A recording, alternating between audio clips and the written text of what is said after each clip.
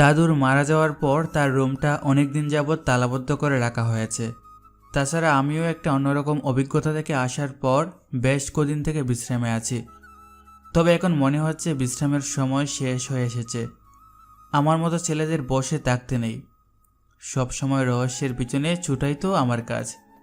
তাই রহস্য নিয়ে শুরু করার আগে দাদুর ঘরে একটু চোখ বুলাতে হবে। মায়ের কাছে দাদুর ঘরের চাবি নিলাম, তারপর দাদুর ঘরে তালা খুলে প্রবেশ করলাম। অনেক দিন ধরে পরিষ্কার না করায় ধুলো জমে গেছে ঘরের আসবাবপত্রগুলোতে। দাদুর কম্পিউটারটা চোখে পড়ল, অনেক পুরনো একটা জিনিস। দাদুর মতোই এই জিনিসটারও অনেক বয়স হয়েছে, যে কোনো সময় পরপারে যেতে পারে। যাই হোক, কম্পিউটার অন করে বসে পড়লাম ঘাটাঘাটিতে। এতেই চোখ পড়ল দাদুর শেষ মিশন সম্বন্ধে একটা ইমেল। MMF থেকে এসেছে, প্রায় 1 বছর আগের ইমেল। সম্ভবত মিশনটা আনসাকসেসফুল রয়ে গেছে। ইমেলটা খুলে পড়তে শুরু করলাম।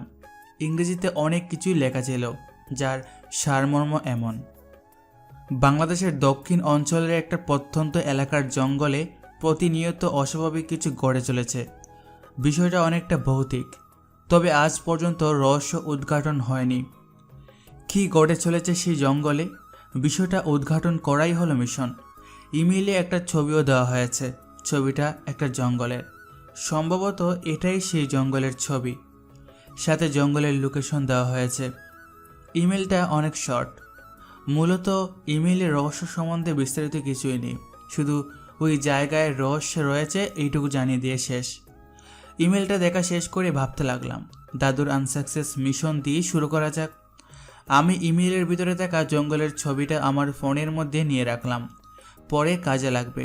যেহেতু এই জঙ্গলটাই আমার মিশন, এখন অ্যাডভেঞ্চার করার জন্য একটা মানসিক প্রস্তুতি নেওয়া দরকার। অনেকদিন অ্যাডভেঞ্চারে যাওয়া হয় না, তবে এবার যাচ্ছি ভিন্নভাবে। একটা মিশন রয়েছে যেটা আমাকে সাকসেস করতেই হবে। রহস্যের সাথে পাঞ্জা লড়ে দিন পার করা নয়, রহস্য ভেদ করাই এখন উদ্দেশ্য হয়ে গেছে। তবে অ্যাডভেঞ্চারে তো একা যাওয়া যাচ্ছে না, সাথে কয়েকজন সঙ্গী থাকলে পারফেক্ট হবে। রিস্ক কমে যাবে, আর একসাথে অ্যাডভেঞ্চারের রোমাঞ্চকর মুহূর্তগুলো উপভোগ করা যাবে। ভাবতে লাগলাম কাকে কাকে নেওয়া যায় এই মিশনের জন্য। অবশ্যই যারা অ্যাডভেঞ্চার করার জন্য উৎসুক হয়ে থাকে সবসময়, তাদেরকেই নিতে হবে। ভাবাভাবি পরে হবে। কম্পিউটারটা অফ করে দাদুর রুম থেকে বেরিয়ে গেলাম। কাকে কাকে সাথে নিয়ে যাব এই নিয়ে ভাবতে হবে। খুব কাছের লোক ছাড়া কাউকে নেওয়া যাবে না, তাছাড়া অনেক দূরের পথ যেতে হবে, খরচপাতি নিয়ে ভাবতে হবে। যাই হোক, রাতের মধ্যে একটা কিছু বের করে ফেলতে হবে। রাতে খাওয়া শেষে বন্ধু আসাদকে ফোন দিলাম। হ্যালো আসাদ। হ্যাঁ বন্ধু, বল।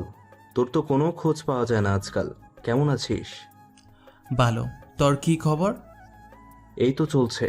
চাকরি থেকে কিছুদিনের জন্য ছুটি নিয়েছি, ভাবছি কোথাও থেকে ঘুরে আসব। আমি আসাদের কথা শুনে খুশিতে নাচবো এমন ভাব, তারপর খুশিটা চেপে রাখলাম। হ্যাঁ রে, আমিও তাই ভাবছি। কবে যাবি বল? তোর যখন ইচ্ছা তখনই। আর কে কে যাবে আমাদের সাথে? এখনো কাউকে বলিনি, তবে লোক সংখ্যা কম হলেই ভালো হয়। তাহলে এক কাজ করা যাক, আমি রিমিকে ফোন দিয়ে জানাচ্ছি, তুই আরেকজনকে নিয়ে নে। 4 জন হলেই ভালো হয়। রিমির কথা মনে হতেই আমার মাথা গরম হয়ে গেল। বোরিং একটা মেয়ে, আমাদের বান্ধবী, একসাথে কলেজে পড়তাম, কিন্তু একটু বেশি স্মার্ট সে। আমার খুব বেশি স্মার্ট মেয়েদের ভালো লাগে না। এদের স্মার্টনেস বেশি থাকলেও মাথায় বুদ্ধির পরিমাণ খুবই অল্প। তাছাড়া এই মেয়েটা আমাকে বিরক্ত করতে সদা প্রস্তুত থাকে। সবাই ওকে স্মার্ট ভাবলেও আমি ওকে একটা গাদি মনে করি। তবে অনেক দিন থেকে দেখা হয় না ওর সাথে। আসাদকে বললাম, দোস্ত, এই মেয়েটাকে আমাদের সাথে না নিলে হয় না? আরে দোস্ত, ঘুরতে যাচ্ছি, আর ঘনিষ্ঠ বান্ধবীকে সাথে নিব না? তাছাড়া কতদিন একসাথে কোথাও যাওয়া হয় না, যে যার মতো ব্যস্ত। আগে কত ঘুরতে যেতাম সবাই একসাথে। আসাদের কথা শুনে পুরোনো দিনের কথা মনে পড়ে গেল। আসাদ আমাকে ইমোশনাল করে দিল। ভেবে দেখলাম মেয়েটাকে সাথে নিলে মন্দ হয় না। তাছাড়া অনেক দিন বাদে একটা ট্রিপে যাচ্ছি। আচ্ছা ঠিক আছে, তুই ওকে ফোন দিয়ে ডেকে নে, তারপর আগামীকাল একসাথে তোরা আমাদের বাসায় চলে আসিস। তারপর সবাই একসাথে রওনা দিব। ওকে বন্ধু। ফোন রেখে দরজার দিকে তাকাতেই দেখলাম দরজায় রাহাত দাঁড়িয়ে। আমার চাচাতো ভাই, সবে মাধ্যমিক পরীক্ষা দিয়েছে। ভাইয়া, কোথাও যাওয়ার প্ল্যান করছিস নাকি? খুশিতে আটকানা হয়ে জিজ্ঞেস করলো রাহাত। তো আমিও যাব। তুই গিয়ে কি করবি? কি করব মানে? আমিও তোদের সাথে ঘুরতে যাব। পরীক্ষা শেষ আমার, এখন তো আর পড়াশোনা নেই, একদম ফ্রি। আর এই ফাঁকে ঘুরতে যাওয়ার চান্সটা কি মিস করা যায় নাকি? এই ছেলে তো মহা মুশকিল। এই উগান্ডাবাসীদের আমাদের সাথে নিয়ে গেলে আমার মিশনের 12টা বাজিয়ে ছাড়বে, এই ব্যাপারে আমি কনফার্ম। কিন্তু একে সাথে না নিলে আমাকেও যেতে দিবে না। এর আবার খুব জেদ, মহা মুশকিল। ঠোঁটে জোর করে একটা মুচকি হাসি দিয়ে বললাম, তুইও যাবি সোনা ভাই? ঠিক আছে, কাল সকালে আসিস। এখন গিয়ে চাচি জানের পারমিশন নে। রাহাত হাল্লাদে আটকানা হয়ে চাচির পারমিশন নিতে গেল। হ্যাঁ, এটি আমার মিশন। আমি মাথায় হাত দিয়ে জঙ্গলের ছবিটা দেখতে লাগলাম ফোনের স্ক্রিনে। পরের দিন সকাল সকাল আমি 4টা টিকিট বুকিং দিলাম। অনেক দূরের যাত্রাপথ, আগে ভাগেই টিকিট না নিলে বেজালে পড়তে পারি। টিকিট বুকিং দিয়ে এসে আবার একটা ঘুম দিলাম। প্রায় দুপুরের দিকে ঘুম ভাঙলো আমার। ঘুম ভেঙে দেখলাম আসাদ আমার রুমে বসে আছে। ও আমার পিসিতে গেম খেলছে। কিরে, কতক্ষণ হয়েছে এসেছিস? অনেকক্ষণ। যা ঘুমাচ্ছিলি তাই ডাকার ইচ্ছে হলো না। রিমি কই? ও তো কিচেনে আন্টির সাথে গল্প করছে। মনে মনে ভাবছি, না জানি গাদি মেয়েটা আমাদের কলেজ লাইফে কত বাজে হিস্টোরি শোনাচ্ছে আম্মুকে। মেয়েটার পেটে তো কিছু চাপে থাকে না।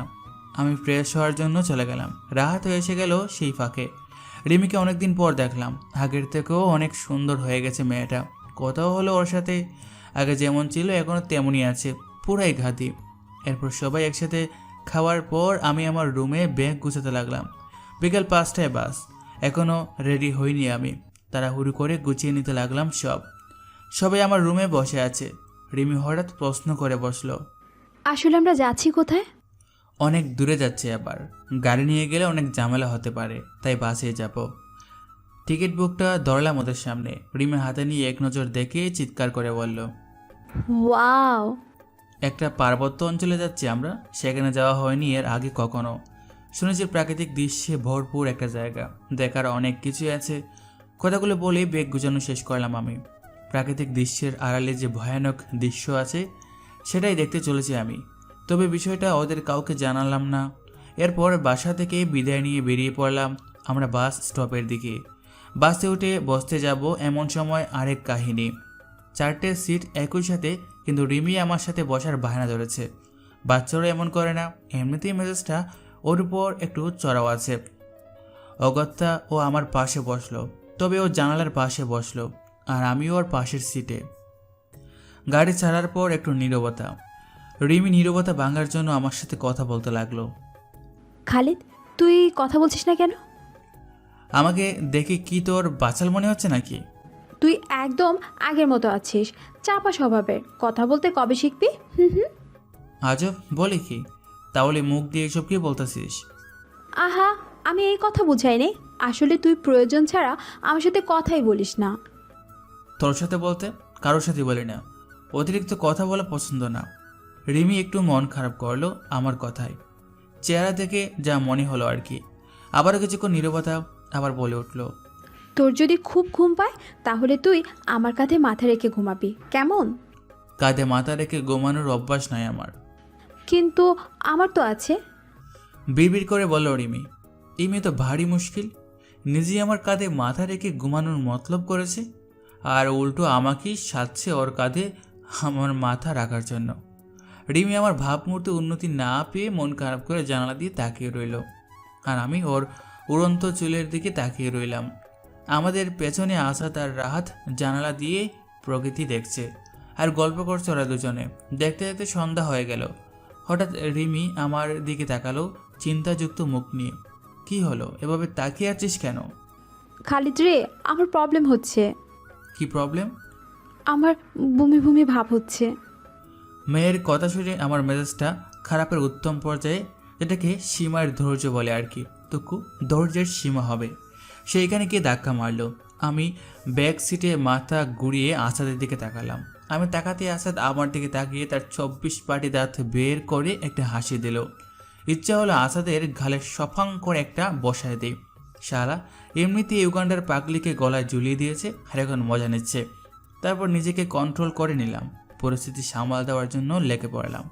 এরপর মহারানীর আরামসে বমি করার একটা ব্যবস্থা করে দিলাম।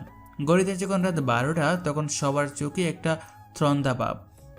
গাড়ি এক জায়গায় দাঁড়ালো, সেখান থেকে ডিনার সেরে নিলাম আমরা। এরপর গাড়িতে উঠে একটা ঘুমের প্রস্তুতি নিলাম। মহারানী এরপর অবশ্য বমি করার ইচ্ছাটা আর ব্যক্ত করেনি। রাতে কখন ঘুমিয়েছিলাম মনে নেই, তবে যখন ঘুম ভাঙলো লক্ষ্য করলাম আমি রিমির কাঁধে মাথা রেখে ঘুমাচ্ছিলাম। জেগে উঠিয়ে দেখলাম রিমি আমার দিকে তাকিয়ে আছে, মুখে এক চিলতে হাসি নিয়ে। সকাল হয়েছে অনেক আগেই। আমি নিজেকে স্বাভাবিক অবস্থায় নিলাম। সবাই এখনো ঘুমোচ্ছে, আরও কিছুটা পথ বাকি, তারপরেই পৌঁছাবো গন্তব্যে। রিমি বলে উঠল, কাঁধে মাথা রেখে ঘুমানোর নাকি অভ্যেস নেই আপনার, দেখলামই তো। আমি কিছু বললাম না।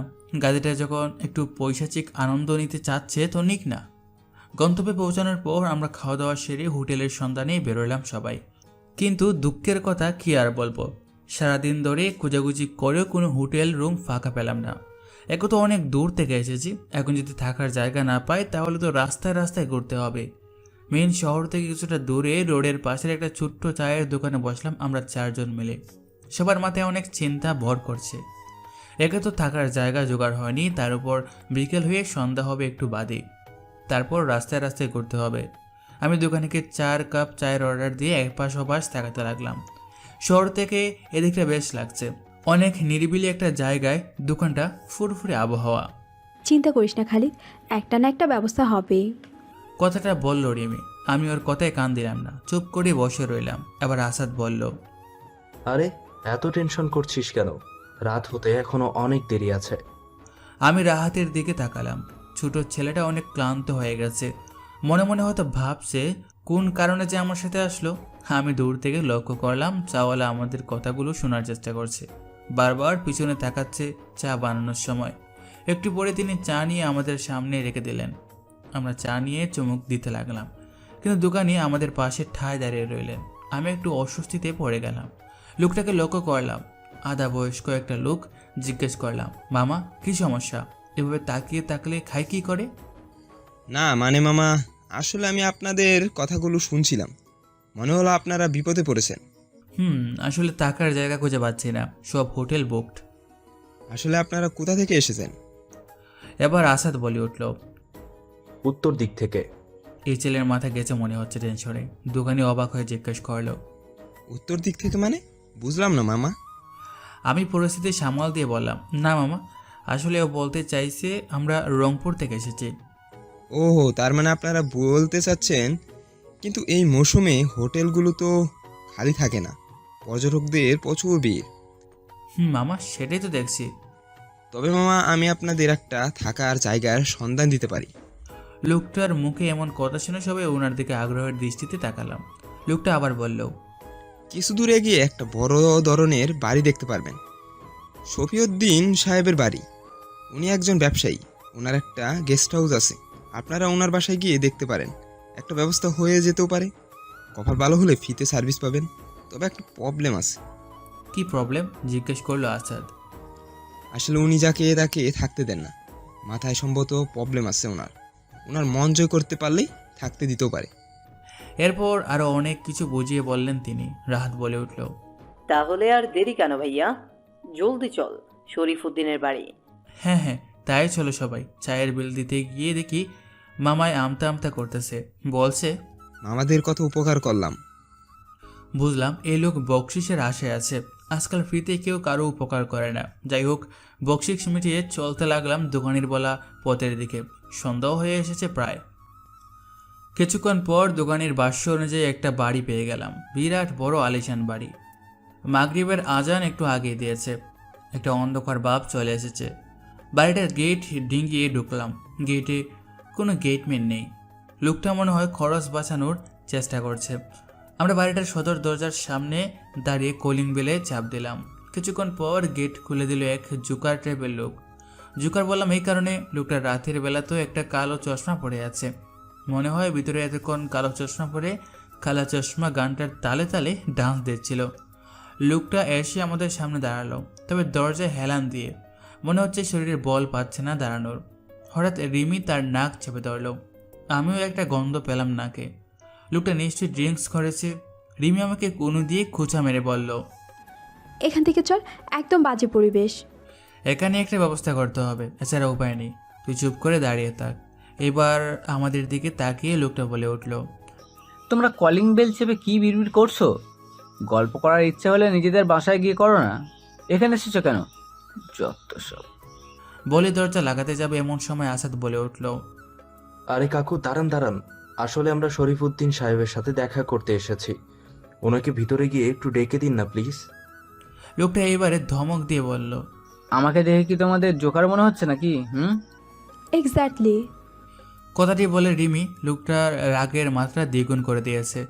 এই মেয়েকে বললাম চুপ করে থাকতে। এ মেয়ে, তুমি জানো আমি কে? কে আপনি?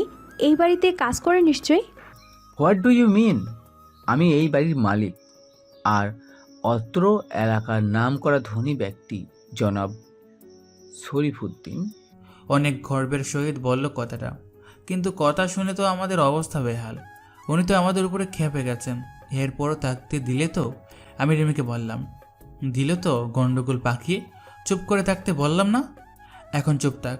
লোকটার দিকে তাকিয়ে নরম সুরে বললাম, আসলে আঙ্কেল, ও আপনাকে চিনতে পারেনি তো, তাই কিছু মনে করবেন না। আমি তো আপনাকে চিনতে পেরেছি। অত্র এলাকায় আপনার কত নাম ডাক শুনেছি। এছাড়াও আপনি একজন দয়ালু ব্যক্তি। তাছাড়া বিপদে কত লোককে সাহায্য করেন। আপনার মতো মানুষ আর কজনই বা আছে। এইভাবে কিছুক্ষণ তেল মারার পর দেখলাম লোকটা নরম হয়ে গেছে। মনে হচ্ছে নিজেকে নিয়ে গর্বের সাগরে হাবুডুবু কাটছে। অন্যদিকে তাকিয়ে মুসকে মুসকে হাসছে। আমি লোকটার ভাবনার জগৎ থেকে ডাক দিয়ে বললাম, আঙ্কেল, আপনার সাথে আমাদের কিছু জরুরি কথা আছে। হ্যাঁ অবশ্যই, চলো ভিতরে চলো। তবে আর একটা কথা, কি কথা uncle? Don't call me uncle, call me Sharif. আবার একটা গর্ব নিয়ে বলল, কেন কেন? আমার বিদেশি বন্ধুরা তো আমাকে শরীফ বলেই ডাকে, সুন্দর না? আর আমাকে দেখে কি তোমাদের আঙ্কেলের মতো লাগে? আমি তো তোমাদের মতোই ইয়াং ম্যান। ও তাই তো, আপনি তো আসলে ইয়াং আছেন এখনো। চুলগুলো কলপ করলে একদম আমার বয়সী হয়ে যাবে। লোকটা এবার মাথায় হাত দিল। মনে হচ্ছে চুল কলপ করতে ভুলে গেছে, তাই আফসোস হচ্ছে। তোমরা ভিতরে আসো। আমরা সবাই ভিতরে গিয়ে বসলাম। শরীফ সাহেব মদের ডিব্বা এখনও টেবিলের উপরে, তিনি সেগুলো সরিয়ে রাখলেন। এরপর আমাদের সাথে সোফায় বসলেন। এরপর সবাই ওনার সাথে পরিচিত হলাম। আসাদ জিজ্ঞেস করল, শরীফ সাহেব, আপনার এত বড় বাড়ি অথচ কোনো দারোয়ান রাখেননি কেন? ধুর, এগুলো হলো উটকো ঝামেলা। আমি তো ড্রাইভারও রাখি না, নিজেই ড্রাইভ করি। আসাদ বিড়বিড় করে বলল, শালা হাড় কিপন। কথাটা ভদ্রলোকের কান অবধি পৌঁছালো না। আচ্ছা তাহলে এবার বলো, তোমরা কি উদ্দেশ্যে আমার কাছে এসেছো? আসাদ আমাদের সমস্যার কথা খুলে বলল। উনি সব কিছু শুনে চিৎকার করে বলল, এই উদ্দেশ্যে আমার কাছে এসেছো? দূর হও। লোকটার মাথার সমস্যা আছে নাকি? আমি শান্ত গলায় বললাম, আপনার যত টাকায় ভাড়া দিবেন আমরা তত টাকায় দিতে রাজি আছি। এই মিস্টার, টাকার গরম দেখাচ্ছ? বেটা এবার তেলে বেগুনে জ্বলে গেছে। দেখলাম একটা ওয়ার্ড 3 বার করে বলা শুরু করেছে। আমরা সবাই হতাশ করছি। এইখানে জায়গা না পেলে রাস্তাতেই থাকতে হবে আজ। অন্য কোনো উদ্দেশ্যে আসলে থাকতে দিতাম। আমি জিজ্ঞেস করলাম, কীরকম উদ্দেশ্য? ভিন্ন রকমের উদ্দেশ্য আর কি। আমি এবার পকেট থেকে মোবাইল বের করতে করতে বললাম, আমার একটা ভিন্ন রকমের উদ্দেশ্য আছে। জঙ্গলের ফটোটা বের করে ওনার সামনে নিয়ে বললাম, এটাই আমাদের উদ্দেশ্য। লোকটা এবারে অবাক হয়ে গেল। অবশ্য বাকিরা এখনও ফটোটা দেখেনি। ওরা কিছু বুঝলো না ব্যাপারটা। শরীফ সাহেব আমার কাঁধে চাপড় মেরে বলল, এরকম একটা উদ্দেশ্য ছিল, আগে বলতেই পারতে। যাই হোক, তোমাদের থাকার ব্যবস্থা করছি, তাহলে তোমরা যতদিন খুশি থাকতে পারছো। তবে আমার এখানে রান্নার লোক নেই, তোমাদের নিজেদেরকেই রান্না করে খেতে হবে। তাহলে সব কিছু ঠিক আছে তো? রিমি একটা হাসি দিয়ে বলল, সব ঠিক আছে বুঝলাম, কিন্তু আপনি এই রাতের বেলা তো একটা কালো চশমা কেন পরে আছেন সেটাই বুঝছি না। লোকটা এবারে আবারও ঢেকে গেছেন। এক মনে তাকিয়ে আছেন রিমির দিকে। রিমিকে কে ফেলবে নাকি রে বাবা? হঠাৎ শরীফ সাহেব তার চোখ থেকে চশমাটা খুলে ফেললেন। চশমা খোলার সাথে সাথে চারজনই সবাই কেঁপে উঠলাম। রিমি চিৎকার দিয়ে উঠল। পাশের সোফায় রিমির অজ্ঞান হওয়া দেওয়াটা লুটিয়ে পড়ল। শরীফুদ্দিনের একটা চোখের কিছুই নেই, শুধু গর্তটায় আছে। কি বিশ্রী! কিন্তু অন্য চোখটা দেখতে অসাধারণ ছিল। কিন্তু ব্যাপারটা রিমি সহ্য করতে পারেনি, তাই দেখে চিৎকার দিয়ে অজ্ঞান হয়ে গেছে। আসাদ আর রাহাতের অবস্থা বেহাল, থরথর করে কাঁপছে। তবে এই পরিস্থিতিতে আমি নিজেকে সামাল দিতে লাগলাম। আপনি জানেন এই চশমাটা পরলে আপনাকে শাহরুখ খানের মতন লাগে। জলদি পড়ুন, আমি আপনার একটা ছবি তুলে দিচ্ছি। শরীফ সাহেব মাথা নিচু করে একটা লজ্জা ভাব নিল, নিচের দিকে তাকিয়ে মুস্কি মুস্কি হেসে বলল, ও থ্যাঙ্কস ইয়াং ম্যান, তুমি খুবই সুন্দর কথা বলো, সুন্দরের কদর করতে জানো। তোমার বাকি বন্ধুগুলো তো বুঝলো না। লোকটা তার চশমা পরল। বাপরে কি ভয়ঙ্কর চোখ! আগে জানলে কখনো চশমা খোলার কথা বলতো না রিমি। শরীফউদ্দিনের চশমা পরিহিত কয়েকটা ছবি তুললাম। তিনি তো বেজায় খুশি, বিভিন্ন অ্যাঙ্গেলে পোজ দিলেন, যাকে বলে শৈল্পিক স্টাইল আর কি। এরপর তিনি আমার হাতে রেস্ট হাউসের ছাবি দিলেন আর বললেন, তোমার চিন্তা ভাবনা ভালো লাগলো। সবাই যখন আমার খারাপ চোখটা দেখে ভয় পাচ্ছিল, তখন তুমি আমার ভালো চোখটা পর্যবেক্ষণ করছিলে। এরপর রিমিকে কাঁধে তুলে নিলাম। সেই বেচারিকে আবার জ্ঞান ফেরানোর কাজ বাকি আছে। রেস্ট হাউসে ঢুকলাম সবাই। কিছুটা দূরে এটার অবস্থান, বেশ পরিবারী রুম। রিমিকে একটা বেডে শুয়ে দিলাম আর রাহাতকে পানি দিয়ে আসতে বললাম। আসাদকে বেশ কয়েকটা কথা শুনিয়ে দিলাম রিমিকে নিয়ে আসার জন্য। মেয়ে মানেই যেন একটা আপদ, এরা খালি একের পর এক ঝামেলা তৈরি করতে জানে। আমার মিশনটাই মাটি করে দিবে এই মেয়ে। এরপর রিমির জ্ঞান ফেরার পর সবাই শুকনো খাবার খেয়ে নিলাম। যেহেতু বাসা পেতেই অনেক রাত হয়ে গেছে, তাই আর বাইরে গিয়ে খেয়ে আসা হলো না। কাল থেকে অবশ্য রান্নার ব্যবস্থা করতে হবে। আজকে রাতটা পার করতে পারলেই হয়। ঘুমানোর সময় আরেক বিপত্তি। রিমি মেয়ে বলে ওকে একটা রুমে পাঠিয়ে দিলাম আর আমরা একটা রুমে শিফট হলাম। কিন্তু কিছুক্ষণ বাদেই মেয়ে আমাদের রুমে এসে গেল। কিরে এখানে কি আবার, যা ঘুমা। খালিদ, তুই আমার রুমে। আমার একা একা খুব ভয় করছে। বাসায় থাকিস কার সাথে? আম্মুর সাথে। বড় হয়েছিস না তুই, এখন একা থাকা শেখ। যা করছি ধমক দিয়ে বললাম আমি। কিন্তু রিমির চলে যাওয়ার নাম নেই। আসাদ বলল, আরে যা না ভাই, মেয়েটা একা একা ভয় পাচ্ছে তো। আমি আসাদকে ধমক দিয়ে বললাম, হারামি মজা নিচ্ছিস? এরপর রিমিকে বললাম, শরীফ সাহেবের খোলা চোখ দেখার এত শখই ছিল কেন? এখন যা একা একা গিয়ে ঘুমা। মেয়ের যাওয়ার নাম নেই। আসাদের উপর রাগ আমার চিরচির করে বাড়তেছে। আপদটার এই ব্যাটার জন্য নিয়ে আসছি। রিমি এইবার মিনতি করে বলতে লাগলো, খালিদ প্লিজ বিশ্বাস কর, আমার সাথে আমার রুমে চল। আমি কথা দিচ্ছি রাতের আধারে তোর ইজ্জত নিয়ে ছিনিমিনি খেলবো না। সেই রকম কাপুরুষিনী আমি নই, তোর কিচ্ছু হবে না, চল। মেয়ের কথা শুনে আমার চোখ উল্টে গেল। মাথা চুলকাতে চুলকাতে মনে করার চেষ্টা করলাম এটা সম্ভবত 2017 সাল। অগত্যা মেয়ের পেছনে পেছনে গেলাম। তবে মেয়েকে বিছানায় শুতে দিয়ে আমি সোফায় শুয়ে পড়লাম। কেননা এই মেয়েকে বিশ্বাস নেই। কথার ধরন দেখে বোঝা যাচ্ছে যে কোনো সময় ইজ্জতের উপর হামলা করতে পারে। দিনটা পার করে তখন রাত পার করতে ব্যস্ত আমরা। সকালে ঘুম থেকে উঠে আমি বাইরে থেকে খাবার কিনে নিয়ে এসে সবাইকে খাওয়ালাম। আমার উদ্দেশ্যটা এখনও কাউকে জানায়নি। তবে সবাই এসেছে ঘোরাঘুরি করার জন্য। ওদেরকে ঘুরতে নিয়ে যাওয়া উচিত, তা না হলে আবার চিল্লাচিল্লি শুরু করবে সবাই। আমার মিশন নিয়ে আমি রাতে কাজ করব, আর গোপনে করলে ভালো হয়। এখন আমি রহস্য সম্পর্কে কিছুই জানতে পারিনি, তবে রাতে কাজে নামবো এই ভেবে রাখলাম। আর দিনে সবাইকে নিয়ে পার্বত্য এলাকাটা ঘুরতে বের হলাম। তারপর অনেক ঘোরাঘুরির পর সন্ধ্যায় রেস্ট হাউসে ফিরে এলাম। রাতে সবাই ঘুমানোর জন্য শুয়ে পড়ল। আজ আর রিমি তেমন বায়না করলো না। অনেক ঘোরাঘুরির পর ক্লান্ত হয়ে খুব জলদি ঘুমিয়ে গেছে সবাই। আমার জন্য সেটা ভালোই হয়েছে। আমি রেস্ট হাউস থেকে বের হয়ে শরীফ সাহেবের সাথে দেখা করতে গেলাম। উনার দেখাও পেলাম। উনার চোখে কালো চশমাটা লাগানো, মনে হয় কখনো খুলে না। উনার গেস্ট রুমে গিয়ে উনি আমাকে বসতে দিলেন। তারপর তিনি নিজে জিজ্ঞেস করলেন, কেমন আছো বাবা? জি ভালো, আপনি কেমন আছেন? ভালো বাবা। তো তোমাদের ঘোরাঘুরি কেমন হচ্ছে? আঙ্কেল, আপনার কি এখনো মনে হচ্ছে আমি এখানে ঘোরাঘুরি করতে এসেছি? শরীফ সাহেব একটা মুচকি হাসি দিয়ে বললেন, আমি জানি তুমি এখানে এসেছো একটা রহস্য খুঁজতে। কাল রাতে আপনাকে একটা জঙ্গলের ফটো দেখাতেই আপনি আমাদের থাকতে দিলেন। আমার মনে হচ্ছে আপনি জঙ্গলটা সম্পর্কে জানেন। হ্যাঁ, তবে খুব বেশি কিছু জানি না। কয়েক বছর আগেও একজন এই একই ফটো আমাকে দেখিয়েছিল, আর তোমার মতো সেও বলেছিল এই ফটোটা নাকি তার মিশন। আমার রেস্ট হাউসে থাকতে দিয়েছিলাম, তবে সে তার মিশন সাকসেস করতে পারেনি, অসুস্থতার কারণে চলে যায়। আমি পকেট থেকে ফোনটা বের করে দাদুর একটা ফটো বের করে দেখালাম। দেখুন তো, ইনি কি সেই লোক? শরীফ সাহেব দাদুর ফটো দেখে অবাক হয়ে জিজ্ঞেস করলেন, এনাকে তুমি চেনো? হ্যাঁ, উনি আমার দাদু ছিলেন। ছিলেন মানে? আমার মনটা একটু খারাপ হয়ে গেল। বললাম, উনি কদিন আগে মারা গেছেন? ও সরি ইয়াংম্যান। It's okay uncle. এখন আপনি আমাকে এই জঙ্গলটা সম্পর্কে বলুন। আসলে কি রহস্য ঘটছে সেখানে, আমার সব কিছু জানতে হবে। হ্যাঁ, তবে যেটুকু জানি সেটুকুই করতে পারবো। ঠিক আছে। শরীফ সাহেব ওনার চশমাটা খুলতে খুলতে বললেন, কিছু মনে করো না আর ভয় পেও না। চশমাটা পরে থাকতে হয়। চশমাটা পরে থাকতে খুব অস্বস্তি লাগে। আপনি চশমাটা খুলুন, আমার কোনো সমস্যা নেই। শরীফ সাহেবের নষ্ট চোখটা আবার দেখতে হলো, তবে ভয় লাগলো না। লোকটা বন্ধু সুলভ আছে, চোখের ব্যাপারটা যাই হোক না কেন।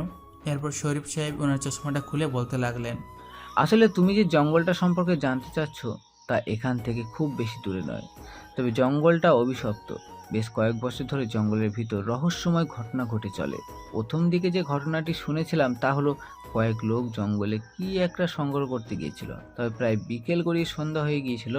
হঠাৎ তারা কিছু আজগুবি শব্দ শোনে। এরপর তারা উঠে জঙ্গল থেকে বের হয়ে আসে, কিন্তু তারপর দেখে তাদের মাঝে একজনকে খুঁজে পাওয়া যাচ্ছে না। সেই ব্যক্তি হয়তো জঙ্গলেই রয়ে গেছে। পরবর্তীতে তারা অবশ্য সেই ব্যক্তিকে জঙ্গলে খুঁজতে গিয়েছিল, কিন্তু পায়নি। লোকটা মরে গেল বা হিংস্র প্রাণীরা খেয়ে ফেললে অন্তত রক্তাক্ত জামা কাপড় পাওয়া যেত, কিন্তু সেই লোকের মৃতদেহ তো দূরের কথা, কিছুই পাওয়া যায়নি। এরপর প্রায় অত্র এলাকার রাতের বেলা মানুষ হারিয়ে যেত। যারা হারিয়ে যেত তাদের কাউকেই আর খুঁজে পাওয়া যেত না। অনেক মানুষ সেই জঙ্গলের ভিতরেই হারিয়ে গেছে। এরপর মানুষজন জঙ্গলটাকে অভিশপ্ত হিসেবে চিহ্নিত করে আর জঙ্গলের আশেপাশে এলাকাটা খালি করে দেয়। আমি শুনেছি এখনও সেই জঙ্গলে এমন অভিশপ্ত ঘটনা ঘটে। আমি এর বেশি কিচ্ছু জানি না। এইটুকুই যথেষ্ট আঙ্কেল, আপনাকে অনেক ধন্যবাদ। আমি ঘরের দেওয়ালের দিকে দেখলাম শরীফ আঙ্কেলের একটা যুবক বয়সের ছবি। ছবিতে ওনার দুইটা চোখই ভালো। আঙ্কেল, আপনার চোখ দুটো আসলে অনেক সুন্দর।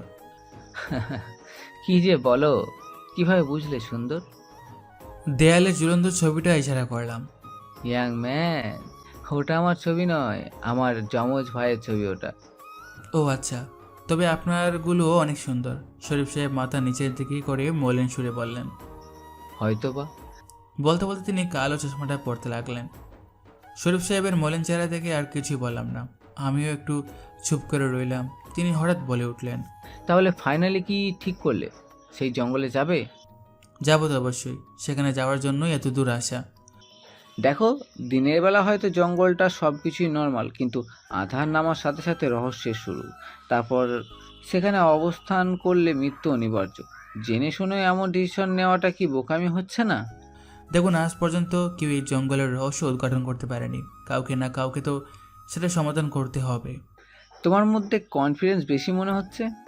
ওভার কনফিডেন্সও বলতে পারেন। আত্মবিশ্বাস না থাকলে উদ্দেশ্য সফল হবে কি করে আঙ্কেল?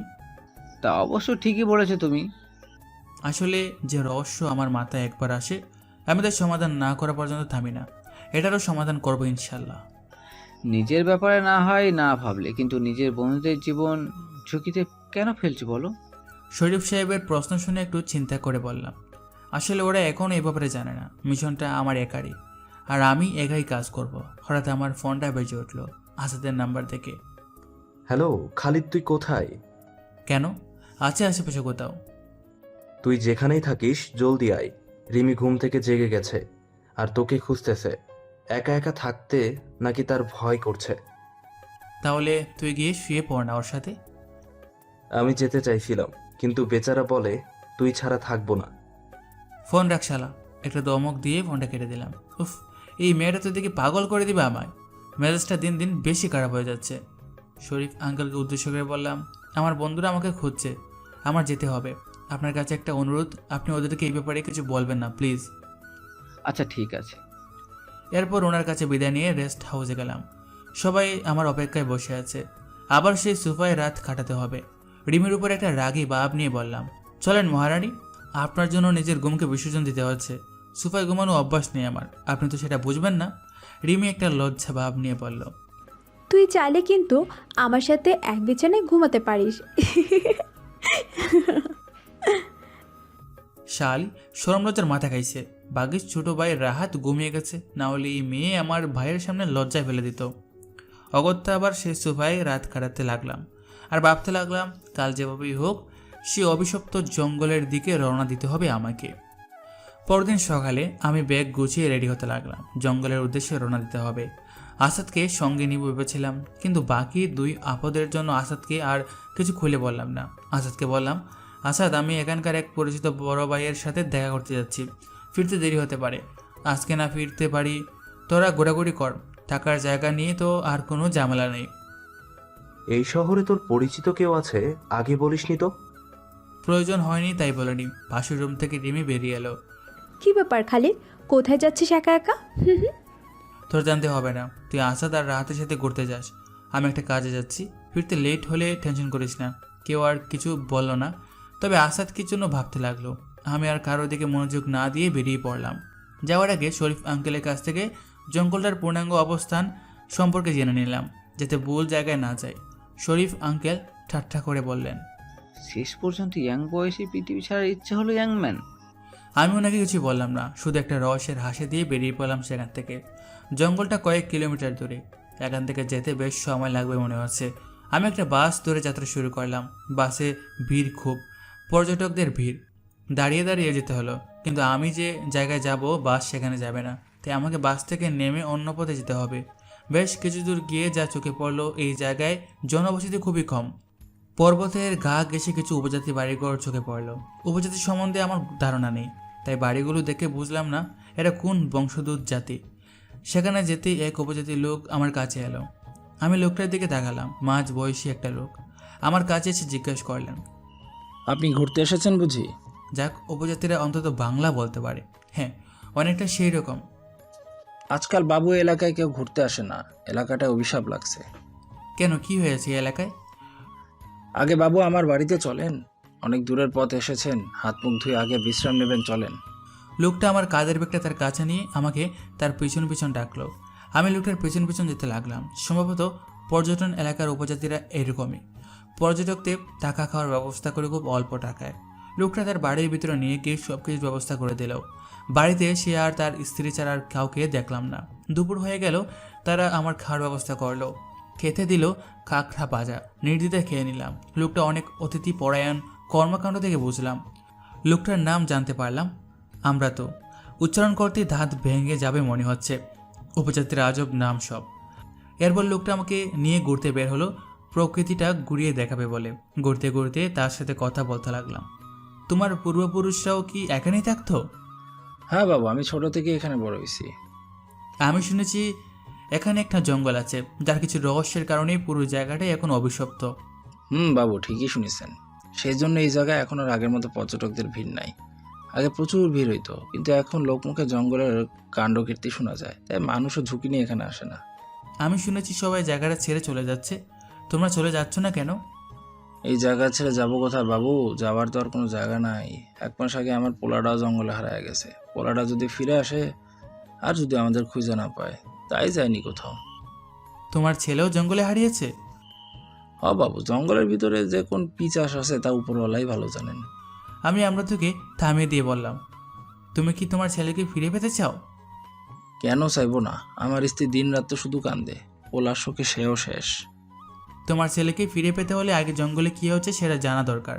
আজকে রাতে জঙ্গলে যাবে আমার সাথে? আপনি তো দেখি বিরাট সাহসী পোলা বাবু, কিন্তু এই জঙ্গলে যারা এই সন্ধ্যার পর গেছে তারা কেউ ফিরে আসতে পারে নাই। আমার মনে হয় না যাওয়াই ভালো। আমি আমরাতুর কথায় রাগ দেখিয়ে বললাম, কাপুরুষের মতো কথা বলো না। তোমার সন্তানকে ফিরে পেতে হলে জঙ্গলেই খুঁজতে হবে, আর রাতের বেলায়, কারণ দিনে সব কিছু স্বাভাবিক থাকে। আপনি অবশ্য ঠিকই বলেছেন বাবু, কিন্তু খুব ডর করে বাবু, না জানি আমরাও মরে যাই। আরে এ তো মরার ভয় করো কেন? ভয়কে আগে জয় করতে শেখো। তাছাড়া জঙ্গলের বাইরে থেকেও তো কোনো নিশ্চয়তা নেই বাঁচার, যখন তখন তুমিও হারিয়ে যেতে পারো। তা তো জানি বাবু, কিন্তু কি আর করবো কন, এই জায়গা ছেড়ে কোথাও যাইতে পারব না। আমরা তোর সাথে এভাবে কথা বলতে বলতে প্রাকৃতিক দেখছিলাম। দেখতে দেখতে একসময় সেই জঙ্গলের সামনে চলে এলাম আমরা।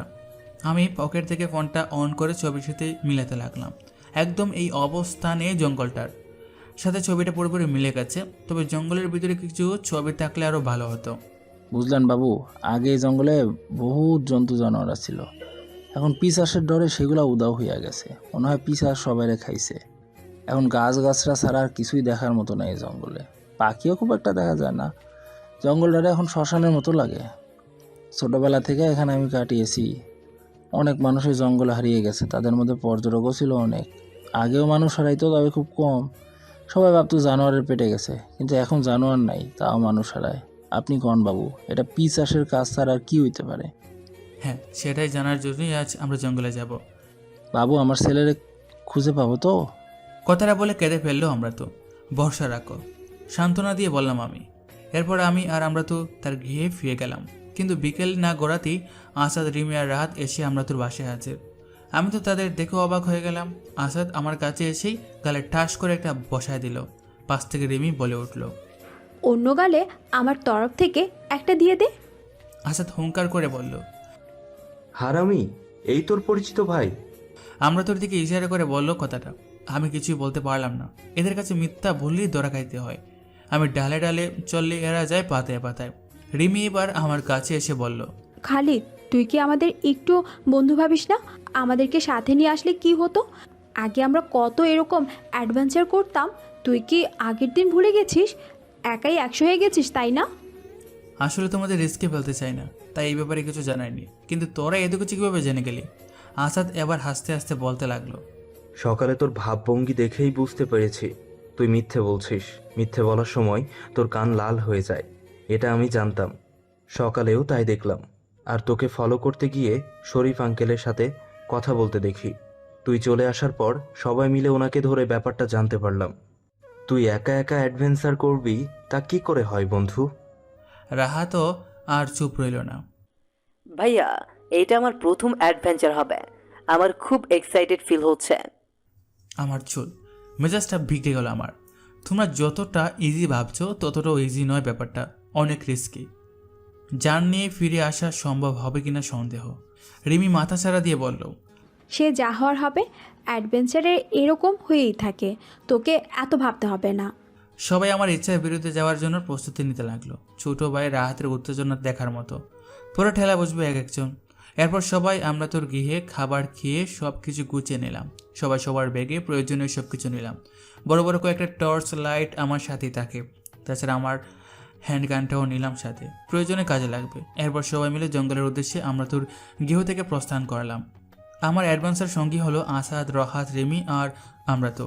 কপালে কি অপেক্ষা করছে জানি না, তবে রহস্য উদ্ঘাটন করতেই হবে। গড়িতের সময় সন্ধ্যা 6টা। সবাই একসাথে দাঁড়িয়ে আছি জঙ্গলের প্রবেশ পথে। ঘন জঙ্গল। এই জঙ্গলে বাঘ ভাল্লুক নেই তো? বয়ে বয়ে বলল রিমি, তোর যদি ভয় লাগে তো এখন ফিরে যা। এই জঙ্গলের ভিতরে ঢুকলে আমাদের কপালে কী আছে তা কেউ জানে না। একটু রাগ দেখিয়ে বললাম আমি। পাশ থেকে আমরা তো রিমিকে উদ্দেশ্য করে বলল, না না আফা, এই জঙ্গলে জন্তু জানোয়ারের কোনো ভয় নেই। রিমি একটু সাহস পেল আমরাদের কথায়। আসাদ একটু বেশি সাহস দেখিয়ে বলল, ধুর তেরি ভয়! জঙ্গলের বাইরে দাঁড়িয়ে এত ভয় নিয়ে চিন্তা ভাবনা না করে ভিতরে চলো সবাই, পরে যা হবে দেখা যাবে। রাহাত উত্তেজনার সহিত আসাদের কথায় সায় দিল। পরে তোদের উত্তেজনা বের হবে, কথাটা মনে মনে বললাম আমি। ওকে, চলো সবাই ভিতরে যাওয়া যাক। সবাইকে নিয়ে জঙ্গলের ভিতরে প্রবেশ করতে লাগলাম।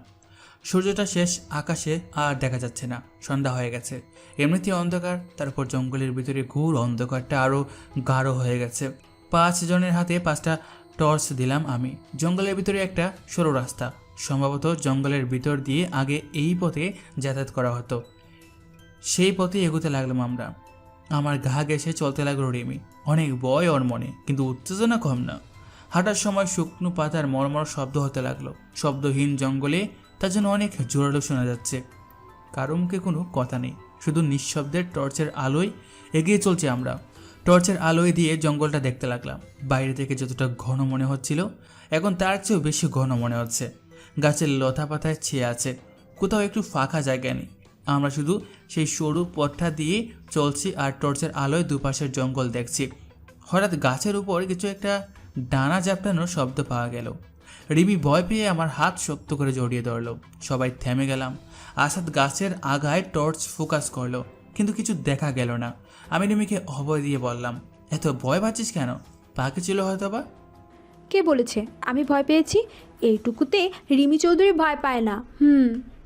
মুখ বেঞ্চি কেটে বললো কথাটা। ও আচ্ছা, হাত এত শক্ত করে ধরেছিস তাই মনে হলো ভয় পেয়েছিস। রিমি লজ্জা পেয়ে গেল, হাতটা তখনই ছেড়ে দিল।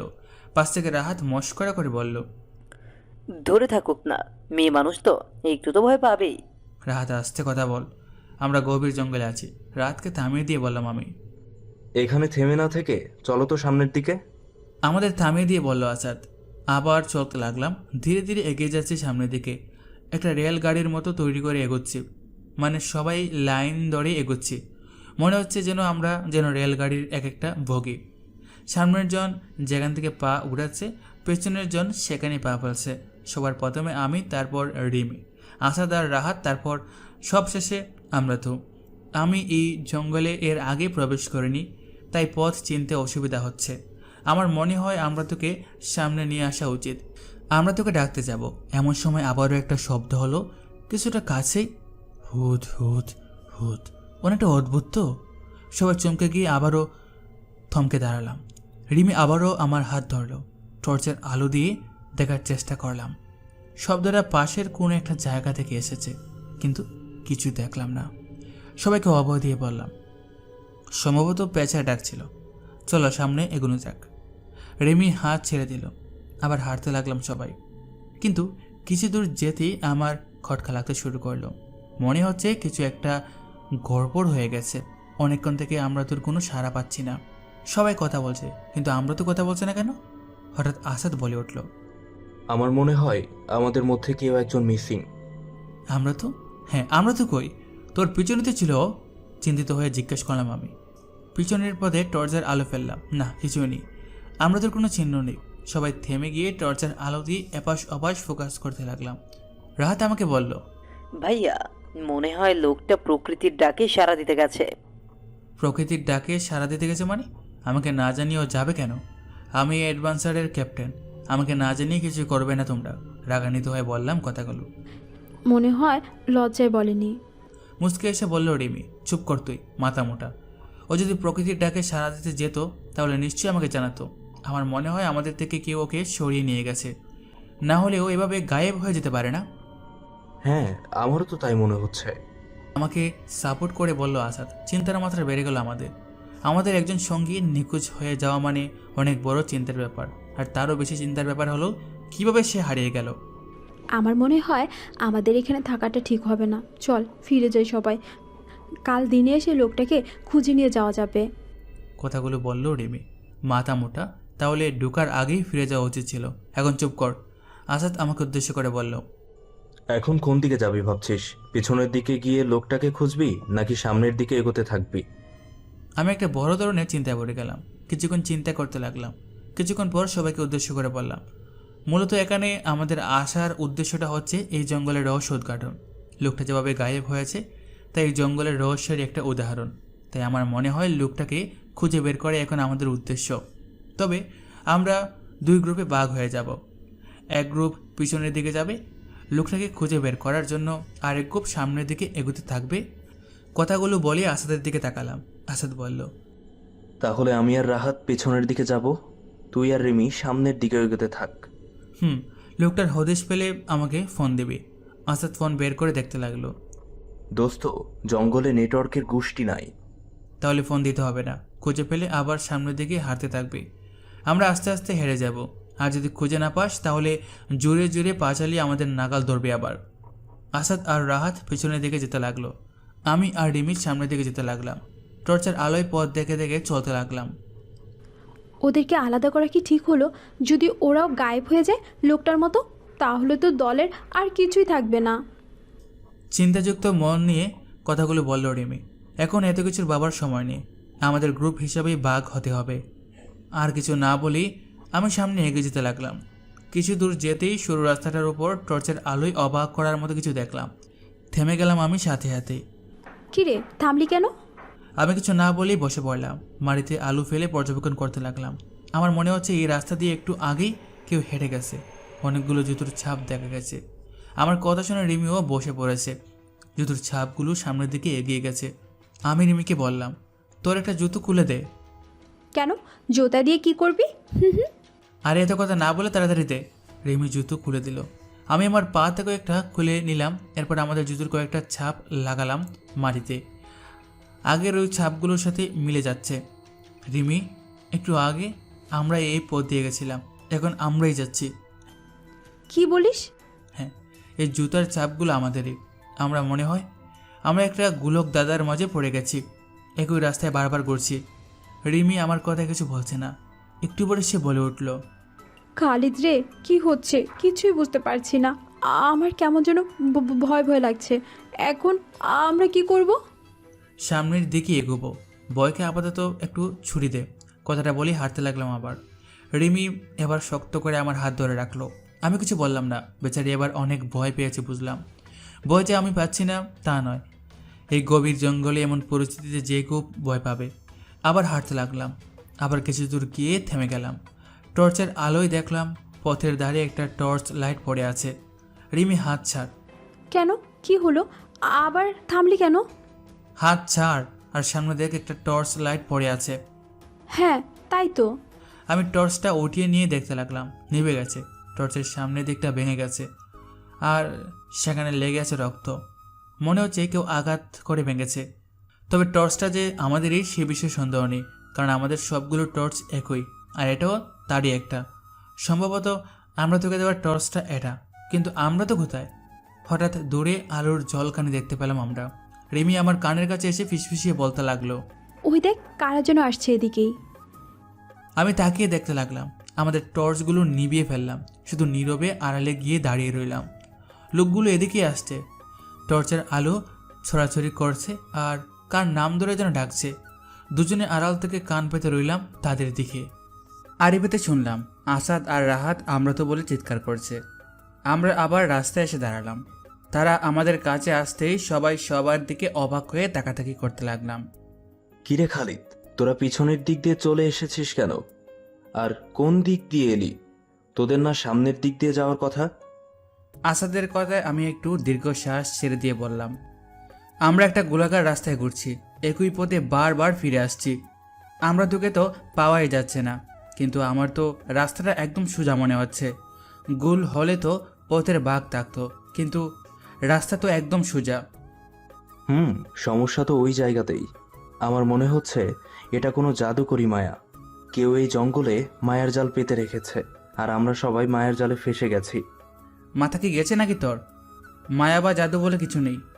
আসাদের কথায় আমি আর কিছু বলছি না। রিমি এখনও আমার হাত শক্ত করে দাঁড়িয়ে আছে।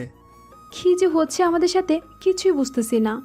রিমির কথার প্রতি উত্তরে বললাম, আরও কত কি হবে তাও ধারণার বাইরে।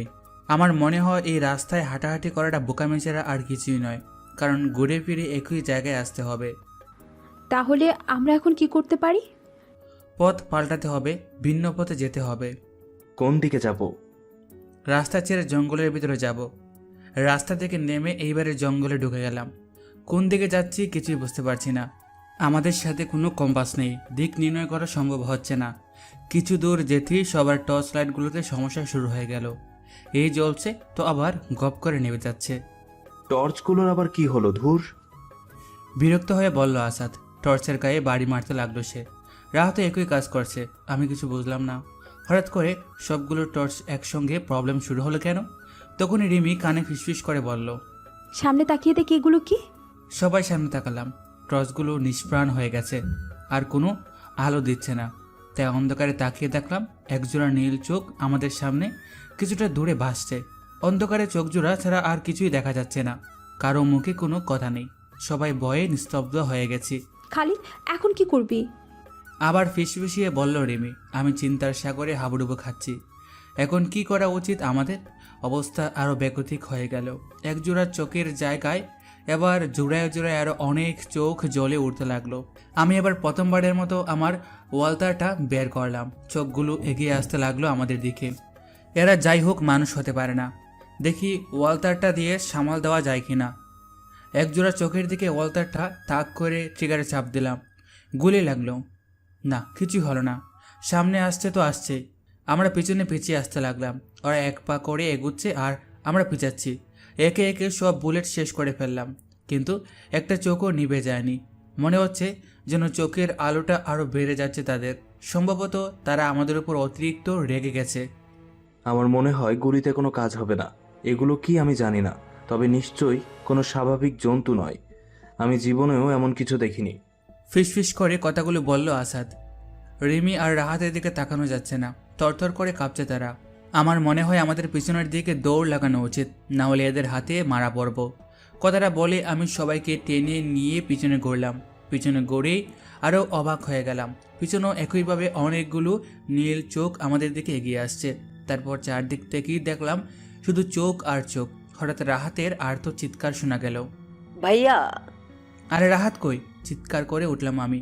আসাদেরও কোনো জবাব পেলাম না, চোখগুলো অনেক কাছে এসে গেছে। রিমি এখনও আমার হাত শক্ত করে ধরে আছে, আমার মাথায় কিছু আসছে না। হঠাৎ রিমিকে তারা টানতে লাগলো, রিমির আর্ত চিৎকার শুরু হয়ে গেল। খালিদ, বাঁচাও, আমাকে নিয়ে গেল, বাঁচাও আমাকে। আমি শক্ত করে ধরে রইলাম এক হাত দিয়ে রিমির হাত। সেই চোখের আড়ালে তাকা দানবগুলো টানতে লাগলো রিমিকে। আমি সবগুলো পকেটে হাত ঢুকিয়ে খুঁজতে লাগলাম আমার সিগারেট জ্বালানোর লাইটারটা। ডান পকেটে হাত দিতেই পেয়ে গেলাম সেটা। রিমি হঠাৎ আমার হাত ছেড়ে দিল, আর কোনো চিৎকারের আওয়াজ পেলাম না। ততক্ষণে লাইটারটা জ্বালিয়ে ফেললাম। আগুনে কাজ হয়েছে মনে হচ্ছে। নিবু নিবু লাইটারের হালকা আলোয় দানবগুলোর চেহারা এবার আবছা দেখতে পেলাম। আমাকে চারদিক থেকে ঘিরে আছে তারা, সম্ভবত আগুন দেখে আর কাছে আসছে না তারা। দেখতে মানুষের মতোই, কিন্তু সর্বশরীরে লুমে আবৃত, আর পায়ের দিকটা বাঘের পায়ের মতো। দাঁতগুলো ভয়ঙ্কর ধারালো, একদম পশুর মতো। বাঘের দাঁত ঠিক এমনই, হাতের নখগুলোও হিংস্র পশুর মতো। চোখ দিয়ে বেরোচ্ছে জ্বলন্ত নীল আভা। প্রত্যেকের পরনে হাফ প্যান্ট জাতীয় কিছু। সম্ভবত এরা মানুষ আর পশুর মাঝামাঝি কোনো প্রাণী দেখে যা মনে হয়। আমি বুদ্ধি খাটালাম, জানোয়ারগুলো আগুন ভয় পায়, এখন আগুনই আমার একমাত্র হাতিয়ার। পায়ের কাছ থেকে পড়ে থাকা কিছু শুকনো গাছের ডালে আগুন জ্বালিয়ে দিলাম। এরপর সেখানে আরও কিছু শুকনো ডাল যোগ করতে লাগলাম। লক্ষ্য করলাম জানোয়ারগুলো নিজেদের মধ্যে কিছু একটা বলা বলি করছে আর পিছনে পিছিয়ে যাচ্ছে। যাই হোক, আগুনে অন্তত কাজ হয়েছে। আমার লাইটারের সব গ্যাস শেষ হয়ে গেছে, আর আগুন জ্বালাতে পারবো না, তাই এই আগুন নিভতে দেওয়া যাবে না। আশেপাশে তাকিয়ে দেখলাম দানবগুলোর আর একটাও নেই, সবগুলো আগুনের ভয়ে পালিয়ে গেছে। এই সুযোগে আমি আরও অনেকগুলো শুকনো ডাল সংগ্রহ করে নিলাম। সারা রাত আগুন জ্বালিয়ে রাখতে হবে, অনেক ক্লান্ত হয়ে গেছি, তাই জিরিয়ে নিতে একটু বসে পড়লাম। মাথাটা প্রচণ্ড ঘুরছে, সবাই চোখের সামনে হারিয়ে গেল। আমার খুব খারাপ লাগছে, আমার জন্যই তারা এই জানোয়ারগুলোর শিকারে পরিণত হয়েছে। কিন্তু এখন আমি কি করব? এখানে হাত গুটিয়ে বসে থাকলে তো তাদের কোনো হদিশ মিলবে না। দেরি করলে হয়তো তাদের আর জীবিত পাবো না। আর এই জানোয়ারগুলো যে হিংস্র, এরা আদৌ কি ওদের জীবিত রেখেছে? মাথাটা চিন্তায় ভরে গেল। সবার আর্তনাদের কথা মনে করছি আর নিজেকে গালাগাল করে চলছি। সব আমার জন্য হয়েছে, কিন্তু এখন আমার কি করা দরকার? বসে বসে সেটাই ভাবতে লাগলাম। সাথে থাকা ওয়ালতারটা আবার ফুল লোড করে নিলাম। কাজ হবে কিনা জানি না, তবে আমার সঙ্গীদের খুঁজে বের করতেই হবে। তারা হয়তো আমার সাহায্যের অপেক্ষায় আছে। হাত গড়িতে সময় দেখলাম, রাত 12টা বেজে গেছে। উফ, রাতের তো কেবল শুরু হলো। মাটিতে একটা চাপড় দিলাম রাগে দুঃখে, আর নিজেকে বলতে লাগলাম, কেন মরতে এলাম এই জঙ্গলে? আর এতগুলো দানবের সাথে আমি একা কি করে লড়বো? বজ্রপাতের আওয়াজ শুনলাম, হঠাৎ চমকে উঠলাম। বিপদ যখন আসে চারদিক থেকে আসে। এই দূর অবস্থায় প্রকৃতিও আমার সঙ্গ দিল না। সাথে সাথে বৃষ্টি শুরু হলো। এখন কি হবে আমার? আগুন নিভে যাচ্ছে, একটু বাদে আগুনটা নিভে গেল। আমার শেষ আশাটাও নিভে গেল। এখন আর লড়বার মতো কোনো অস্ত্রই আমার কাছে নেই। আবার লক্ষ্য করলাম জুপের আড়াল থেকে আবার সেই চোখগুলো উঁকি দিচ্ছে। নীল আভাযুক্ত চোখগুলো আবার এগিয়ে আসতে লাগলো আমার দিকে। চারদিক থেকেই ঘিরে ফেলছে আমাকে। কি করব আমি এখন? চারদিক থেকে জ্বলন্ত চোখগুলো ধীরে ধীরে এগিয়ে আসতে লাগলো। আমি ওয়ালতারটা হাতে নিয়ে দিক বেদিক না তাকিয়ে প্রাণপণে ট্রিগারে চাপ দিতে লাগলাম, কিন্তু তাতে তাদের কোনো ভ্রুক্ষেপ হলো না। মনে হচ্ছে পৃথিবীর কোনো অস্ত্রই তাদের সাথে লড়তে পারবে না। অনেক কাছাকাছি এসে গেছে জানোয়ারগুলো। আমার ব্যাগটা এখনও খাদে আছে। হঠাৎ মনে হলো ব্যাগে একটা ফল কাটার জন্য ধারালো ছুরি সঙ্গে করে নিয়ে এসেছিলাম। ছুরিটা বের করলাম, কিন্তু বুলেট কাজে লাগলো না। আর এই ছুরি দিয়ে কী হবে? তারপরও মনের রাগটা থামছে না। ইচ্ছে করছে এই ছুরিগুলো দিয়ে কুপিয়ে কুপিয়ে সব কটাকে মেরে ফেলি। আমার বন্ধুদের আলাদা করে দিয়েছে, তাই এদের কাছে কোনো আপোষ নয়। শেষ রক্তবিন্দু পর্যন্ত লড়াই করে যাব আমি। দরকার হলে 2 হাত দিয়ে লড়াই করে যাব, কিন্তু হার মানব না। জানোয়ারগুলো অনেক কাছে চলে এসেছে। একটারও চোখ ছাড়া কিছুই দেখা যাচ্ছে না। একটা আমাকে ধরার জন্য এগিয়ে আসলো। তখনই আমি ছুরি দিয়ে সেটার গায়ে আঘাত করলাম। আঘাত পেয়ে সে কিছুটা সরে গেল। আর একটা পিছন থেকে ধরে ফেললো আমায়। সেটারও হাতে সজোরে একটা খোপ দিলাম। কূপকে সেটাও একটু দূরে সরে গেল। এরপর আমার মাথা গরম হয়ে গেল। সবাই একসাথে আমায় দৌড়তে আসছে, আর আমি কোনো দিকে খেয়াল না করে তাদের জখম করতে লাগলাম। যার যেখানে পাচ্ছি চুরিটা ঢুকিয়ে দিচ্ছি, আর বের করে নিয়ে আবার আরেকটার গায়ে ঢুকিয়ে দিচ্ছি। এভাবে চলতে চলতে অন্ধকারে আমি ক্লান্ত হয়ে গেলাম। শয়তানগুলোকে দেখছি না, সবগুলো একসাথে গায়েব হয়ে গেছে মনে হচ্ছে। আমি অনেক ক্লান্ত হয়ে গেছি। জোরে জোরে শ্বাস নিতে লাগলাম আর চারদিকে তাকাতে লাগলাম। জানোয়ারগুলো কি পালিয়ে গেল নাকি? কিন্তু আমার ভাবনাকে মিথ্যা করে দিয়ে একটা জানোয়ার সজোরে এসে আমার উপর ঝাঁপিয়ে পড়লো। আমার ছুরিটা হাত ফসকে দূরে গিয়ে ছিটকে পড়লো। জানোয়ারটা আমাকে সজোরে চেপে ধরলো 2 হাত দিয়ে। আমি অনেক শক্তি দিয়েও ছাড়াতে পারলাম না নিজেকে। জানোয়ারটার অসুরের মতো শক্তি, সেই শক্তির সাথে আর পেরে উঠলাম না। এত জোরে জড়িয়ে ধরেছে যে আমার দম বন্ধ হয়ে যাচ্ছে। ছটফট করতে লাগলাম, কিন্তু কিছুই হলো না। আস্তে আস্তে আমার শরীর সব শক্তি শেষ, নিস্তেজ হয়ে যেতে লাগলো আমার শরীর। চোখ বন্ধ করে ফেললাম। তখন কানে বাজতে লাগলো সবগুলো জানোয়ারের অট্ট হাসি। আমাকে কাবু করতে পেরে বেজে আনন্দিত তারা। আমি আস্তে আস্তে নিজেকে সঁপে দিলাম তাদের কাছে। অসুরের সামনে আর পারলাম না, জ্ঞান হারিয়ে ফেললাম আমি। যখন জ্ঞান ফিরে পেলাম তখন চোখ বন্ধ রেখেই কানের কাছে কিছু কথা শুনতে পেলাম। রানীমা, এই হলো সেই যুবক যে আমাদের সাথে শেষ মুহূর্ত পর্যন্ত হার মানেনি। পরে তাকে বোকা বানিয়ে আমরা কাবু করে ফেলি। যুবকের দম আছে বলতে হবে। ঠিক আছে, তাকে বিশ্রামে রাখা হোক। সবাই কিছুক্ষণ পর রুম থেকে বেরিয়ে গেল আমাকে রেখে। আমি তাদের কথাবার্তা শুনে কিছু বুঝতে পারছি না আমি কোথায় আছি। তবে তাদের কথা শুনে মনে হচ্ছে আমি কোনো রাজার বাড়িতে আছি। আস্তে আস্তে মাথা তুলতে লাগলাম আমি। আমাকে একটা খাটের উপরে শুয়ে রাখা হয়েছে। চোখ খুলে তাকিয়ে দেখতে লাগলাম চারদিকে। আমি কোথায় আছি? সাজানো গোছানো বিশাল বড় কক্ষ, দেখে মনে হচ্ছে রাজার বাড়ি। এরকম বাড়ি আমি শুধু টিভিতে মুভিতে দেখেছি। অসম্ভব সুন্দর, সব কিছুতেই আভিজাত্যের ছোঁয়া, কিন্তু আধুনিকতার ছোঁয়া নেই। মনে হচ্ছে আমি মধ্যযুগে চলে এসেছি, রাজকীয় সব কিছু। আমি উঠে দাঁড়িয়ে রুমটা ঘুরে ঘুরে দেখতে লাগলাম। সাজসজ্জা দিয়ে ভরপুর। আমি কোথায় চলে এসেছি? আর আমাকে এখানে কেন আনা হলো? আর আমি তো জঙ্গলে জানোয়ারগুলোর হাতে মরে যাচ্ছিলাম প্রায়। আর আমার বন্ধুরাই বা কোথায়? মাথায় প্রশ্নগুলো উঁকে দিতে লাগলো, কিন্তু কক্ষে কাউকে দেখলাম না। বিছানাটাও অনেক রাজকীয়ভাবে সাজানো। রুমের দরজা গিয়ে খুলতে চেষ্টা করলাম, কিন্তু পারলাম না, বাইরে থেকে আটকানো সম্ভবত। আমি বিছানায় বসে চিন্তা করতে লাগলাম। হঠাৎ কেউ দরজা খুলে কক্ষে প্রবেশ করলো। আমি তাকিয়ে দেখলাম আধা বয়সের একটা লোক। উনি আমার সামনে এসে দাঁড়িয়ে পড়লেন। রানীমা, আপনার সাক্ষাৎ প্রার্থী। আপনার জ্ঞান ফেরার অপেক্ষায় তিনি বসে আছেন। আপনাকে এখনই দরবারে যেতে হবে। রানী মানে কোন রানী? আমি ঠিক বুঝলাম না। গেলেই সব বুঝতে পারবেন। এখন চলুন আমার সাথে। আমি আর কিছু না বলে লোকটার পিছনে পিছনে যেতে লাগলাম। গেলেই যখন বুঝতে পারবো তখন আর কথা বাড়িয়ে লাভ কি? কিন্তু মাথায় কিছুই খেলছে না। এই বিংশ শতাব্দীতে এসে রাজা রানী বিষয়টা কেমন অদ্ভুত লাগছে। আর আমাকে মেরে না ফেলে এখানে কেন নিয়ে আসা হলো? সব কেমন অলৌকিক কার্যক্রম গড়ে চলছে। দরবারে ঢুকেই দেখতে পেলাম অনেক জনসমারোহ, একদম রাজাদের রাজ দরবারের মতো। মনে হচ্ছে রাজসভা বসেছে। সবার দিকে তাকিয়ে দেখতে লাগলাম। সবাই রাজকীয় পোশাক পরে আছে। সবাই আমাকে গূঢ় দৃষ্টিতে দেখছে। তাদের চোখে চোখ পড়তে মনে হচ্ছে যেন চোখ দিয়ে আমাকে গিলে খাবে। নিষ্প্রাণ চোখ সবার। সবার চোখের মণি মানুষের থেকে আলাদা, একদম ঘোলাটে সেই চোখের মণি। অদ্ভুত সবার চাহনি। আমাকে নিয়ে গিয়ে দাঁড় করানো হলো এক রূপবতী মেয়ের সামনে। মাথায় মুকুট পরা আর রাজকীয় বাহারি পোশাক। তা দেখে নিঃসন্দেহে বুঝে গেলাম এই সেই রানী, সর্বশরীরে অলঙ্কারে ভর্তি। সিংহাসনে বসে আছে রানীর মতোই। আমাকে দেখেই তিনি একটা মুচকি হাসি দিলেন।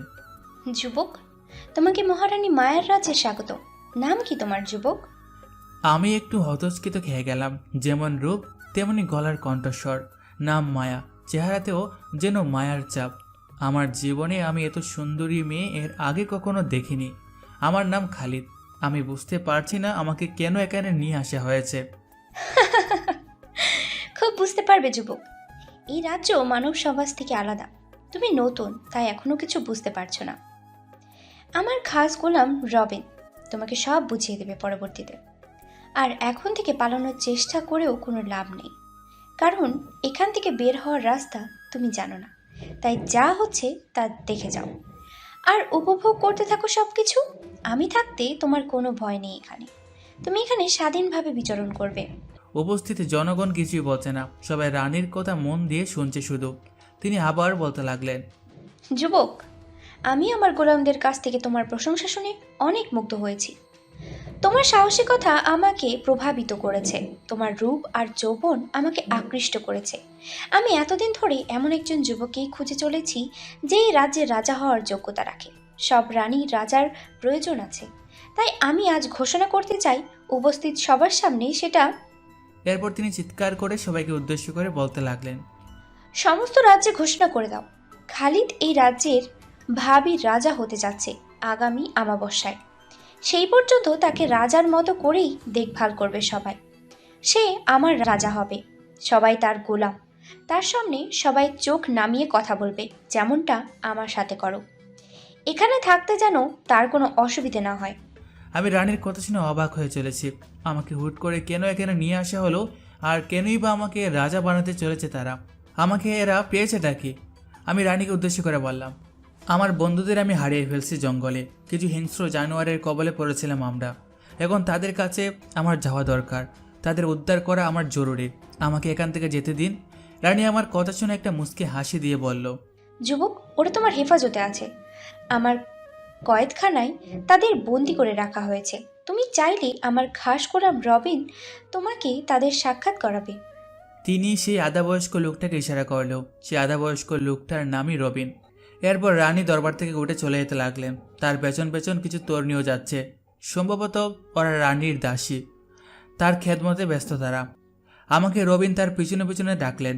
আমি তার পিছনে পিছনে যেতে লাগলাম কয়েদখানার দিকে। আর যেতে যেতে দেখতে লাগলাম রাজকীয় সব স্থপিত নিদর্শন। কয়েদখানায় ঢুকে দেখলাম কয়েদখানাগুলো ফাঁকা। একটা কক্ষে শুধু আমার বন্ধুদের দেখতে পেলাম। আমরা তো তাদের সাথে। কক্ষের কোণায় সে তার ছেলেকে জড়িয়ে ধরে আছে। রাহাত, আসাদ, রিমি সবাই চিন্তায় মাথায় হাত দিয়ে বসে আছে। রবিনকে থামিয়ে দিয়ে বললাম, আপনি এখানেই দাঁড়ান, আমি ওদের সাথে আলাদাভাবে কথা বলবো। রবিন আমার কথা অক্ষরে অক্ষরে পালন করলো। রানীর কথায় ও এখন থেকেই নিজেকে আমার গোলাম ভাবতে শুরু করে দিয়েছে, যা বুঝলাম। আমি কয়েদখানার কক্ষের সামনে গিয়ে দাঁড়িয়ে আসাদ বলে ডাক দিলাম। তারা আমার ডাক শুনি হুমড়ি খেয়ে আমার কাছে আসলো, কিন্তু জেলখানার মতো রোডের কারণে তারা আমায় জড়িয়ে ধরতে পারলো না। রিমি চিৎকার করে কাঁদতে লাগলো আমাকে দেখে। খালিদ, এখানে কি হচ্ছে আমি বুঝতে পারছি না। আমরা এখানে কিভাবে এলাম? আর তুই কোথায় ছিলি? আমি তো তোদের কথাই ভাবছিলাম, কিন্তু জানোয়ারগুলোর সাথে পেরে উঠিনি। সব কিছুর জন্য আমিই দায়ী, আমাকে মাফ করে দে তোরা।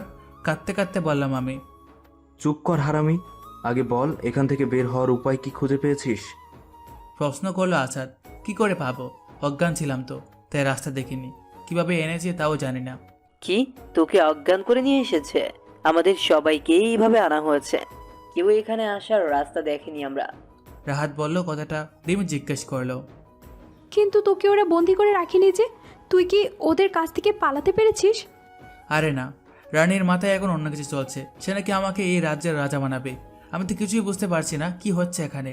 আর এখানকার মানুষগুলো খুব অদ্ভুত ধরনের, সবাইকে নিষ্প্রাণ মনে হয়। এখন সবাই আমাকে রাজার মতো করে রেখেছে। আসলে আমরা কোথায় আছি সেটাও এখনও জানতে পারিনি আমি। এখান থেকে বের হবে কি করে সেটাও বুঝতে পারছি না। তুই রাজা মানে ওই রানী কি তোর প্রেমে পড়ে গেছে? হ্যাঁ, অনেকটা সেরকমই। রিমি এইবার আমার কথায় ঘ্যান ঘ্যান করে কাঁদতে লাগলো।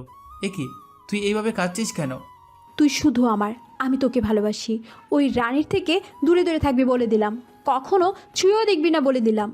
গ্রিলের অপাশ থেকে আমার শার্টের কলার চেপে ধরে রিমি বলে দিল কথাটা। পাশ থেকে আসাদ হাসতে হাসতে বলল, যাক, অবশেষে এই সংকীর্ণ মুহূর্তে এসেও মেয়েটা তার মনের কথা বলতে পেরেছে। আমি আসাদকে থামিয়ে দিয়ে বললাম, কি বলছিস তোরা এইসব? আরে, রিমি তোকে অনেক আগে থেকেই ভালোবাসে, কিন্তু লজ্জায় কখনো বলতে পারেনি। আবার আমি বলতে চাইলেও নিষেধ করতো। ও নাকি নিজেই বলবে তোকে, কিন্তু তুই পাত্তা দিতি না, আজ বলে দিল। আমি রিমির দিকে তাকালাম। লজ্জায় মাথা নিচু করে আছে সে। এই মেয়ের মনের ভিতর তাহলে এ ছিল, তাই এমন পিছনে লেগে থাকতো আর আমাকে জ্বালাতন করতো। ম্যাডাম, এখন আপনার সাথে প্রেম করার সময় নিয়ে আমার কলারটা ছেড়ে দিলে ভালো হয়। রিমি কলার ছেড়ে দিল, লজ্জায় কিছু বলছে না আর। এই মেয়ের এত লজ্জা আমি আগে কোনো দিন দেখিনি। বলতে গেলে মেয়ের কোনো গুণই আমি দেখিনি ওর মধ্যে আগে। এখন মনে হচ্ছে একটা লজ্জাবতী মেয়ে, যার লজ্জা তাকে পূর্ণাঙ্গ মেয়ে বানিয়ে দিয়েছে। যাই হোক, এখন প্রেম প্রীতি ছাড়। আর তোরা কোনো চিন্তা করিস না এখানে। আমি যেহেতু বাইরে আছি, তাই আমি এখান থেকে বেরিয়ে যাওয়ার রাস্তাটাও খুঁজে বের করব। তবে তার আগে তোদের এখান থেকে ছাড়ানোর ব্যবস্থাটা করতে হবে। এখন আমি যাচ্ছি। আমি সেখান থেকে এসেই দেখলাম রবিন এখনও আমার অপেক্ষায় দাঁড়িয়ে আছে।